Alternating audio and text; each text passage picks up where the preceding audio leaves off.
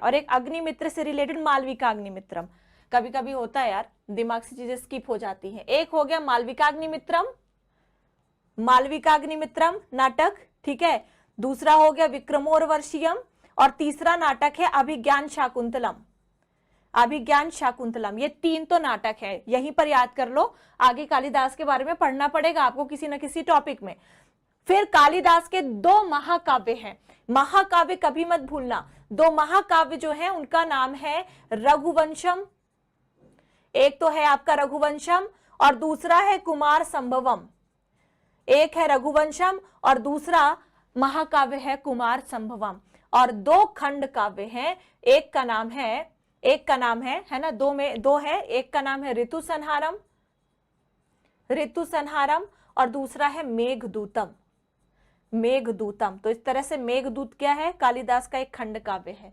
अगर पूछा जाए रघुवंशम क्या है तो ये महाकाव्य है। तो ये कालिदास की 7 रचनाएं कभी मत भूलना, हर एग्जाम में पूछी जाती है। 3 नाटक, मालविका अग्निमित्रम, विक्रमोर्वशीयम, अभिज्ञान शाकुंतलम, 2 महाकाव्य रघुवंशम कुमार संभवम, 2 खंड काव्य ऋतु संहारम और मेघदूतम। तो ये जो आपका मेघदूत है कालिदास का जो खंड काव्य है, इस मेघदूत में कालिदास ने पार्वती नदी को कहा है निर्विघन्या। पूछा जा सकता है कि कालिदास ने अपने खंड काव्य मेघदूत में निर्विघन्या किस नदी को कहा है, या मध्य प्रदेश की किस नदी को कहा है, तो वो नदी आपकी पार्वती ही है। वो नदी कौन सी है, तो वो नदी पार्वती ही है। तो किसने कहा है, तो आपने अभी जस्ट देखा कि मेघदूत में जो कि मेघदूत किसका खंड काव्य है, महाकवि कालिदास का खंड काव्य है। पार्वती नदी को क्या कहा गया है, निर्विघन्या कहा गया है, निर्विघन्या कहा गया है, निर्विघन्या कहा गया है। चलो हाँ बिल्कुल, एक बार फिर से लाइक का बटन सभी लोग दबा दो, नहीं तो बहुत मार खाओगे। लाइक का बटन सभी लोग दबा दो। अभी तक हर रोज जब आप पढ़ते थे तो अब तक 200 लाइक्स कंप्लीट हो चुके होते थे, अभी तक 200 लाइक्स कंप्लीट हो चुके होते थे। और आज ये क्या है, 150 लाइक्स भी कंप्लीट नहीं करें, जल्दी से कर दो यार, अच्छा लगेगा मुझे भी।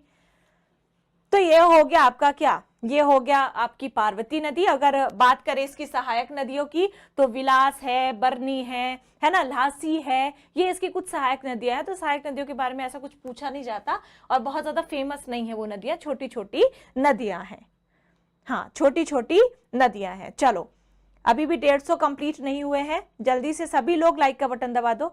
चलो हो गए कंप्लीट, बहुत बहुत शुक्रिया। यानी कि इसका मतलब ये है कि आप लाइक करते नहीं हो, मैंने बोलने की बात करते हो, पहले ही कर दिया करो तो मुझे बोलने की क्या जरूरत पड़े।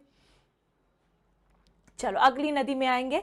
पार्वती भी आपकी कंप्लीट हो जाती है, नर्मदा हो गई है ना। और एक बार फिर से देख लेते हैं, नर्मदा कर लिया आपने चंबल कर लिया, चंबल पढ़ लिया, शिप्रा पढ़ लिया आपने, कंप्लीट कर लिया। शिप्रा के अलावा आपने काली सिंध पढ़ लिया, आपने पार्वती पढ़ लिया। बिल्कुल देखो मैप में इसी तरह से याद करो।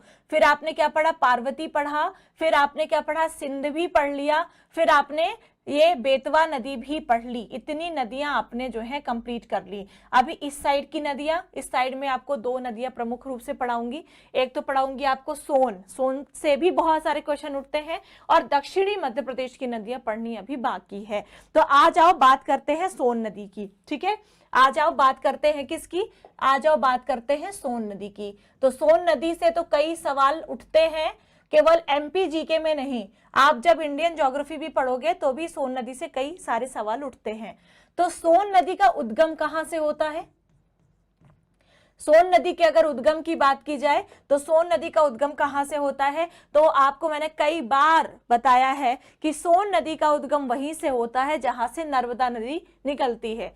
सोन नदी भी वहीं से निकलती है जहां से नर्मदा नदी निकलती है। यानी अनूपपुर के अमरकंटक यानी मैकाल श्रेणी है ना, मैकल श्रेणी या मैकाल श्रेणी से आपकी नर्मदा निकलती है। नर्मदा निकल करके पश्चिम की ओर बह जाती है, और ये जो सोन नदी है ये निकल करके उत्तर है ना, पहले उत्तर पश्चिम और फिर उत्तर पूर्व की ओर बहते हुए आगे बढ़ जाती है ना। तो इतनी बातें आपने पहले से ही आपने पढ़ रखी है। तो ये है आपकी कौन सी नदी, सोन नदी। और सोन नदी के विषय में एक कहानी भी मैंने आपको सुनाई थी, पता नहीं कि क्या सच है क्या झूठ है।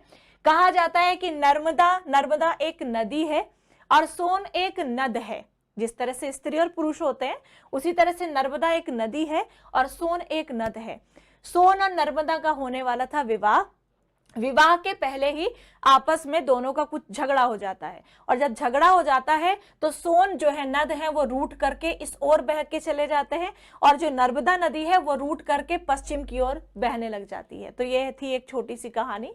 आई डोंट नो सही है कि नहीं, बट ऐसा किताबों में और लोग बाग जो है वहां पर अमरकंटक जाओ ना तो सुनाते हैं, बताते हैं। तो मैंने भी आपको बता दी, आपके साथ शेयर कर दी। और जल्दी से 200 लाइक्स कंप्लीट करो, नहीं तो बहुत मार खाओगे।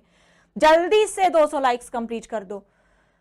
तो सोन नदी कहां से निकलती है? सोन नदी भी निकलती है अमरकंटक से। कहां से निकलती है?